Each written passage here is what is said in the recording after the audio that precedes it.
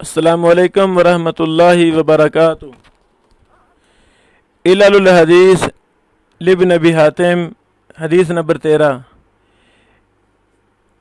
इमाम इब्न अबी हातिम फरमाते हैं, मैंने सुना अबू ज़ुरा से, आप फरमा रहे थे, हदीस ज़ैद इब्न अरकम अन नबी सल्लल्लाहु अलैहि वसल्लम फ़ी दुख़ूलिल खला क़द इख्तलफ़ू फ़ीह, कि ज़ैद बिन अरकम की हदीस जो नबी सल्लल्लाहु अलैहि वसल्लम से बयान करते हैं, बैतुल खला में दाखिल होने के वक़्त जो मशहूर दुआ पढ़ी जाती है, अल्लाहुम्मा इन्नी अऊज़ु बिका मिनल खुबुस वल खबाइस, इस हवाला से क़द इख्तलफ़ू फ़ीह, तहकीक रावियों ने इसमें इख्तिलाफ़ किया है। अल्लाहु अकबर। यहाँ पर ये बात नोट करें, जैसा इमाम अबू ज़ुरा फरमा रहे हैं कि रावियों ने इख्तिलाफ़ किया है, मुख्तलिफ़ चीज़ें बयान की है रावियों ने, इसी बात को इमाम इब्न मुलक्किन ने अपनी किताब अल बदरुल मुनीर में बयान किया है। आगे इमाम अबू ज़ुरा फरमाते हैं, फ़अम्मा सईद बिन अबी अरूबा फ़इन्नहु यक़ूलु, सईद बिन अबी अरूबा कहते हैं, हदीस बयान करते हैं कतादा से, वो कासिम बिन औफ से, वो ज़ैद से, वो नबी सल्लल्लाहु अलैहि वसल्लम से। ज़ैद से मुराद ज़ैद बिन अरकम हैं। ये हदीस सुनन इब्न माजा हदीस नंबर 296 में है।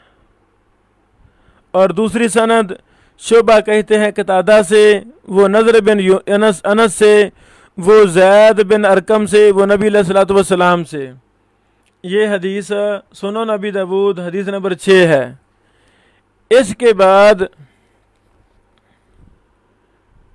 इमाम अबू ज़ुरा फरमाते हैं, अब्दुल अज़ीज़ बिन सुहैब की अनस से हदीस अशबहु इंदी, मेरे नज़दीक ज़्यादा दुरुस्त है। अब्दुल अज़ीज़ बिन सुहैब जो अनस से बयान करते हैं, ये हदीस मेरे नज़दीक ज़्यादा दुरुस्त है। यही हदीस इमाम बुखारी और इमाम मुस्लिम लाए हैं। लिख लें, सही बुखारी हदीस नंबर 142 और 6322, सही मुस्लिम हदीस नंबर 375 है। और यही हदीस सही बुखारी सही मुस्लिम वाली तिरमिज़ी में भी है। तिरमिज़ी सुनन हदीस नंबर 5। इमाम तिरमिज़ी रहमहुल्लाह ने भी इसी हदीस को, हदीस अनस को सबसे ज़्यादा सही और सबसे ज़्यादा अच्छी करार दिया है। ये लफ्ज़ हैं, हदीस अनस असहु शैयन फ़ी हाज़ल बाब व अहसनु। आगे लिखते हैं, ज़ैद बिन अरकम की हदीस के मुतल्लिक़, व हदीस ज़ैद बिन अरकम फ़ी इस्नादिही इज़्तिराब। अल्लाहु अकबर। खुलासा कलाम ये हुआ, जो सनद इमाम अबू ज़ुरा के यहाँ ज़्यादा सही है, वही इमाम तिरमिज़ी रहमहुल्लाह के यहाँ ज़्यादा सही है। इसी ज़्यादा सही सनद को इमाम बुखारी भी अपनी किताब में लाए हैं और इमाम मुस्लिम भी लाए हैं। या फिर हम वही बात दोहराना चाहते हैं, हदीस नंबर 8 में जो दोहराई थी कि ये थे इमाम बुखारी और मुस्लिम रहमहुल्लाह। ऐसे ही नहीं इन किताबों को फ़ोकियत मिल गई, ये वजह थी कि ये जरह तदील के इलल के इमाम मुहद्दिसीन थे। इनके सामने 20 सनदें थीं एक एक हदीस की। ये अपनी किताबों के अंदर दिरासा तहकीक के बाद हदीसों को लाए हैं कि जो सबसे ज़्यादा सही सनदें थी उनको लाए हैं। अल्लाहु अकबर। और ये दलीलें हैं इस बात की। बहरहाल,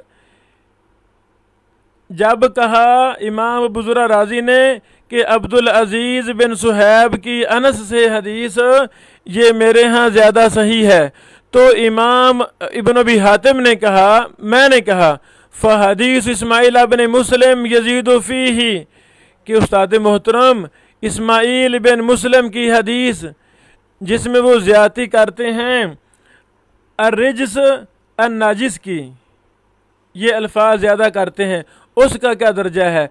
پہلے اسماعیل بن مسلم کی اضافے والی روایت کے الفاظ سن لیں، مکمل الفاظ کیا ہیں۔ یہ اسماعیل بن مسلم جس دعا میں اضافہ کرتے ہیں یہ المعجم الاوسط للطبرانی میں ہے، حدیث نمبر 8825 ہے، اور عمل الیوم واللیلہ حدیث نمبر لابن سنی حدیث نمبر 18 میں ہے۔ سند اس طرح ہے، من طریق عبد الرحیم ابن سلیمان ان اسماعیل ابن مسلم ان الحسن وقتادہ ان انس بن مالک انہ قال کان رسول اللہ صلی اللہ علیہ وسلم اذا دخل الغائط قال بسم اللہ اللہم انی اعوذ بک من الرجس النجس الخبیث والمخبث الشیطان الرجیم۔ یہ لفظ ہیں جس کی طرف اشارہ کر رہے ہیں امام ابن ابی حاتم۔ بات واضح ہو گئی۔ تو اس کے جواب میں امام ابو زرع رازی نے فرمایا وہ اسماعیل ضعیف کہ الرجس الناجس الشیطان الرجیم کا اضافہ کرنے والی سند میں اسماعیل راوی ضعیف ہے۔ بات ختم ہوئی۔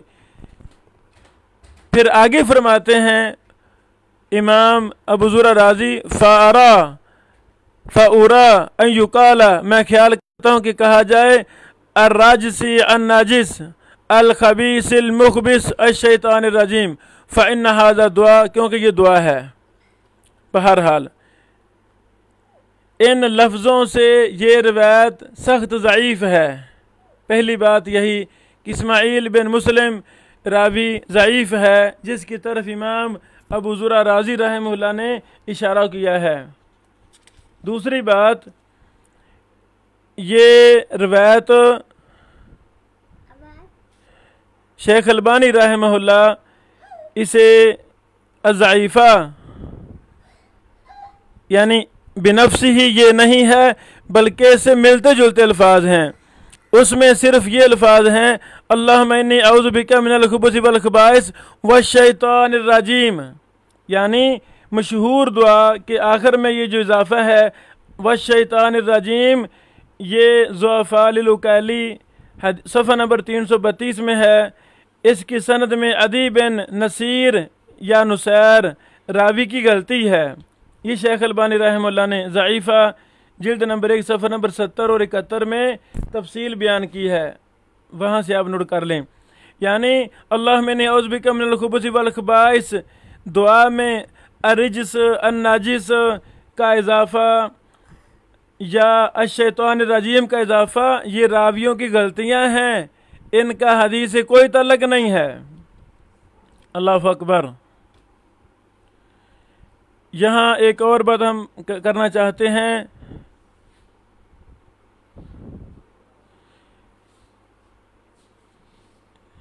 یہ جو امام ترمذی رحمہ اللہ نے زید بن ارقم کی حدیث میں اضطراب کہا تھا کہ وہ مضطرب ہے اور حدیث انس صحیح ہے، اچھی ہے، زید بن ارقم کی روایت مضطرب ہے۔ اس مضطرب روایت پر شیخ البانی رحمہ اللہ نے اپنی کتاب صحیحہ جلد نمبر 3 صفحہ نمبر 144 پر مفصل بحث کی ہے اور امام ترمذی کی بات کو ہی راجح قرار دیا ہے کہ یہ واقعتاً یہ مضطرب ہے زید بن ارقم کی حدیث۔ سبحان اللہ۔ یہ تھے ائمہ محدثین، یہ تھے ائمہ علل جنہوں نے بال کی کھال اتارنے کے مترادف ایک ایک سند پر غور کیا، ایک ایک راوی پر غور کیا۔ ایک حدیث اگر 10 لفظوں سے مروی ہے تو ایک ایک لفظ پر غور کیا کہ کس درجے کا راوی کیا الفاظ بیان کر رہا ہے۔ سبحان اللہ۔ اللہ ان محدثین کی قبروں پر کروڑوں رحمت نازل فرما۔ یہ بطور نمونہ ہم نے علل ابن ابی حاتم کی 13 روایتوں پر بحث کی ہے تاکہ اس مبارک کتاب کا منہج ہمارے طلبہ و طالبات کو سمجھا جائے کہ منہج کیا ہے۔ تو اسی طرح آپ انشاءاللہ اس کا مکمل دراسہ کر سکتے ہیں، ایک ایک سند کو دیکھیں، دیگر کتب علل میں دیکھیں، کتب جرح و تعدیل میں دیکھیں، علوم حدیث میں، کتب حدیث میں، کتب اجزاء میں دیکھیں، وہاں آپ کو کافی سندیں ملیں گی۔ پھر راویوں کی درجہ بندی محدثین نے جو صراحتیں کی ہیں جرح و تعدیل میں، علل میں، ان پر دیکھیں۔ علل الحدیث لابن ابی حاتم کے ساتھ الجرح و تعدیل کو دیکھنا ضروری ہے، فرض ہے، کیونکہ کئی اضافے وہاں ہیں یہاں نہیں ہیں، کئی باتیں ادھر ہیں یہاں نہیں ہیں۔ اس طرح دونوں کتابوں کے فوائد کو ہم نے یکجا کر کے سامنے رکھنا ہے، لکھنا ہے، بیان کرنا ہے۔ تو ابھی ہم چونکہ ہمارے سامنے دیگر کتابیں بھی علل کی ہیں، کل سے انشاءاللہ العزیز امام مسلم رحمہ اللہ کی علل کی کتاب التمییز، اس پر بھی بات شروع کریں گے تاکہ اس کا منہج بھی ہمارے سامنے آ جائے، تاکہ اس مبارک کتاب سے بھی ہم علت کے میدان میں علل کے اندر فائدہ اٹھا سکیں۔ اس طرح دیگر کتابیں ہمارے سامنے ہیں، علل امام احمد بن حنبل ہے، علل لابن المدینی ہے، اس طرح دیگر کتب علل سے بھی ہم کچھ نہ کچھ بحثیں کرنا چاہتے ہیں۔ بارک اللہ فیکم۔ اللہ نے زندگی دی تو ہم علل الحدیث لابن ابی حاتم پر اسی طرح مکمل کتاب کا دراسہ کریں گے، یہ شرح کے انداز میں اس کو پھر ہم شائع کریں گے۔ اللہ رب العالمین ہمیں اور آپ کو زندگی دے اور ہم سے دین کا کام لے لے۔ السلام علیکم ورحمۃ اللہ وبرکاتہ۔